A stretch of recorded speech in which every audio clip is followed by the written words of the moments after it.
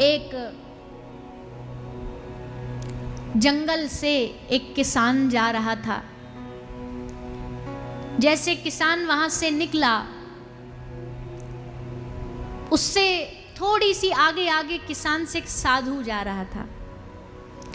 जैसे साधु गया, उनका पांव से ठोकर लगी एक लकड़ी में, और जैसे लकड़ी में ठोकर लगी तो लकड़ी ने हाथ जोड़ करके साधु से निवेदन किया, हे महाराज, मुझे अपने साथ अपनी कुटिया में ले चलो। साधु ने कहा, मेरे संग जाके क्या करेगी? पीछे पीछे किसान आ रहा है, उसके साथ चली जा उसके घर, उसके साथ ज्यादा वैभव मिलेगा तुझे, वो ज्यादा धनवान है, मैं तो भिखारी आदमी भिक्षुक हूं। तो उस लकड़ी ने जो उत्तर दिया वो बड़ा सुंदर था। सुनो क्या कहती है लकड़ी। लकड़ी कहती है, महाराज जी, मुझे किसान ले गया अपने घर, तो क्या करेगा? घर जाके क्या बोलेगा अपनी पत्नी को? ले सुन, आज के ईंधन का जुगाड़ हो गया, आज के लिए ईंधन मिल गया, चूल्हे में लगा और इससे रोटी बना। उसकी पत्नी मुझे चूल्हे में लगाएगी, मैं जलूंगी, रोटी बनेगी, मेरी राख बन जाएगी। फिर बची राख का क्या करेगी वो किसान की पत्नी? ले जाकर के राख को झूठे बर्तनों को घिसेगी और मैं झूठे बर्तनों को साफ करने के काम आऊंगी।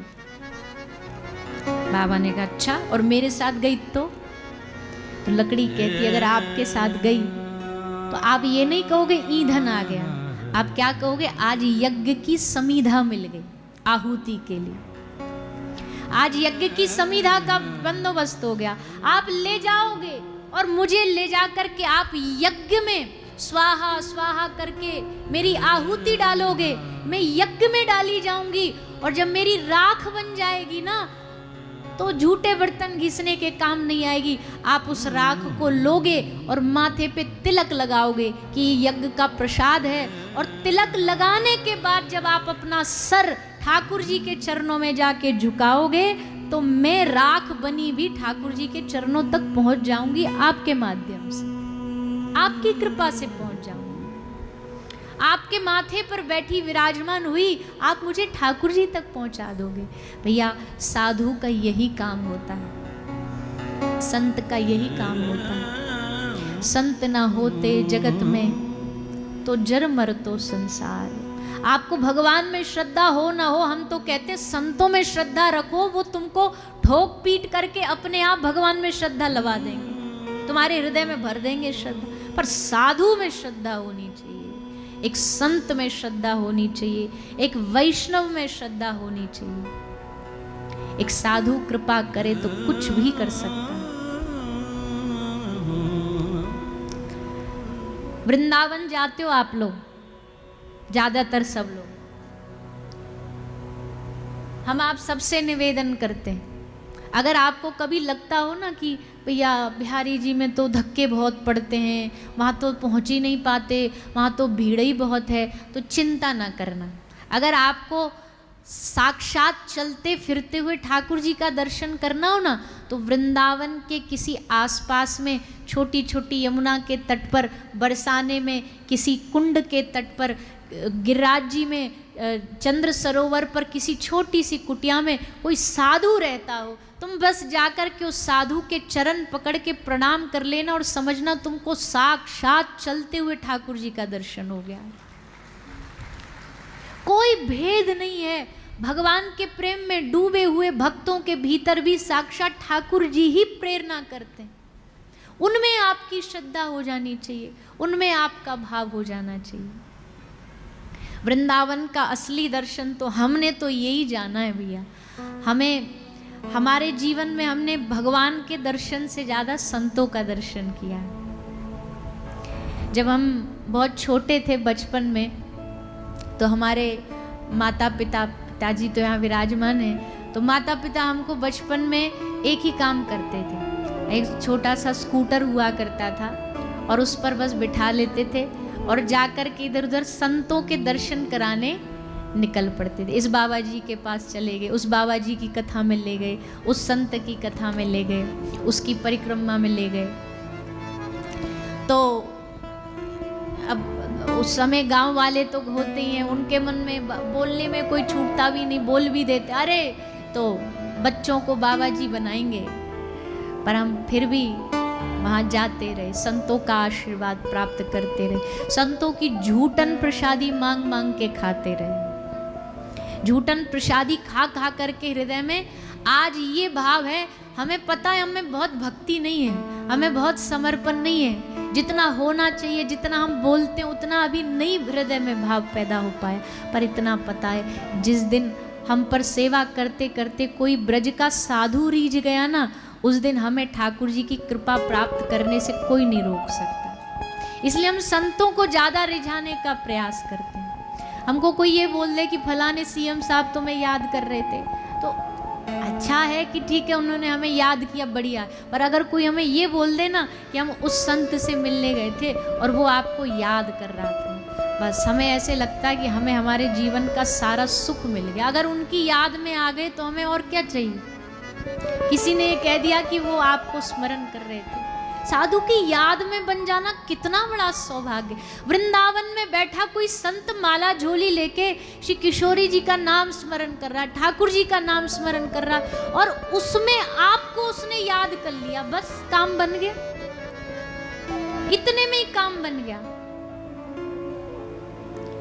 इसलिए वृंदावन खूब जाओ, खूब जाओ, पर वहां संतों की खोज करो, निष्किंचन संतों की खोज करो। टीवी पर आए जरूरी नहीं, प्रसिद्ध हो जरूरी नहीं।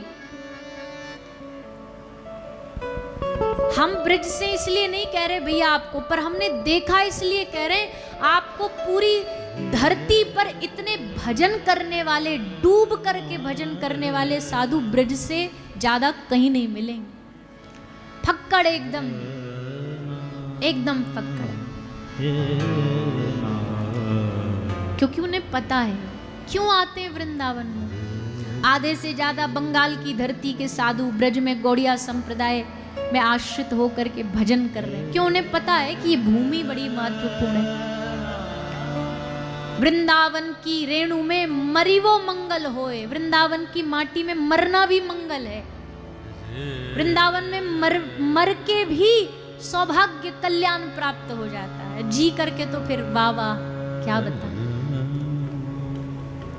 वृंदावन की रेणु में मरिवो मंगल हो, वृंदावन के जल में, वृंदावन की हवा में, वृंदावन की माटी में, सब में अपना रस है, सब में अपना महत्व है। इसलिए तो आज भी वृंदावन से बाहर जो व्यक्ति रहेगा, ब्रज की रज माथे पर लगा के रखेगा, चंदन के रूप में लगा के रखेगा, शरीर पर लगा के रखेगा, क्योंकि उसे पता है ये मिट्टी बड़ी ताकतवर है, ये ब्रज की रज बड़ी ताकतवर है, इसमें बड़ा जादू है, कृष्ण प्रेम देने की ताकत है इस रज में।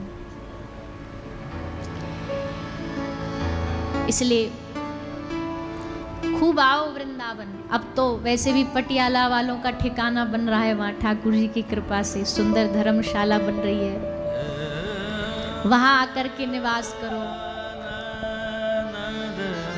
फिर वृंदावन में कहीं एक और बात हम बता दें, वृंदावन का रस लेना है तो एकांत ढूंढो, एकांत। और अगर आपको अभी भी लगता है कि वृंदावन में ब्रज में एकांत नहीं है, तो हमसे आके संपर्क करो, हम बताएंगे, पर सीक्रेटली बताएंगे, ऐसे सभा में नहीं बताएंगे, क्योंकि फिर वहां भी भीड़ लग जाएगी। एकांत ढूंढो, एकांत में बैठो, अपने हृदय में ठाकुर जी की लीलाओं का दर्शन करो। किशोरी जी यहीं मेरे आसपास कहीं बालिका बन के घूम रही, ब्रज में 4-5 बच्चे एक साथ अगर आपको कहीं नजर आ जाए ना, कहीं भी अगर 4-5 छोटे छोटे बालक बालिका एक साथ नजर आ जाए, ब्रज के साधु कहते पक्की गारंटी है कि उन 5-10 बच्चों के समूह में एक बालक खुद कन्हैया खेल रहा होगा, एक बालिका स्वयं श्री जी खेल रही हूँ। ये ब्रज का रस है, ये ब्रज का महत्व है।